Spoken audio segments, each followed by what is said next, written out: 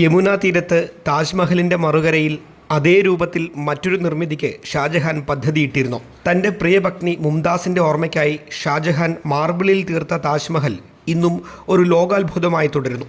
യമുനയുടെ തീരത്ത് മറുകരയിൽ കറുത്ത മാർബിളിൽ തൻ്റെ ശവകുടീരവും നിർമ്മിക്കാൻ അദ്ദേഹം പദ്ധതിയിട്ടിരുന്നുവെന്നതാണ് ഒരു കഥ. ഫ്രഞ്ചുകാരനായ സഞ്ചാരി ജീൻ ബാപ്റ്റിസ്റ്റ് ടവേർണിയർ 1665 ആഗ്ര സന്ദർശിച്ച ശേഷം എഴുതിയ കുറിപ്പിലാണ് ഇതിൻ്റെ സൂചനകളുള്ളത്. ഷാജഹാൻ താജ്മഹലിന് അഭിമുഖമായി തൻ്റെ സ്വന്തം ശവകുടീരം ഒരുക്കുന്നുവെന്നും അതിന് തടസ്സമാകുന്നത് ആഭ്യന്തര കലാപമാണെന്നും അദ്ദേഹം സൂചിപ്പിക്കുന്നു. താജ്മഹലിന് മറുകരയിൽ കണ്ടെത്തിയ കറുത്ത മാർബിൾ അവശിഷ്ടങ്ങൾ ഈ ഊഹാപോഹങ്ങൾക്ക് ബലം പകർന്നു. എന്നാൽ പുരാവസ്തു ഗവേഷകർ ഇതിനെയൊക്കെ കൃത്യമായി തള്ളിക്കളയുന്നുണ്ട്. ബ്ലാക്ക് താജ്മഹലിനെ സംബന്ധിച്ച പുരാവസ്തു രേഖകളൊന്നും ഇതുവരെയും ലഭ്യമായിട്ടില്ല.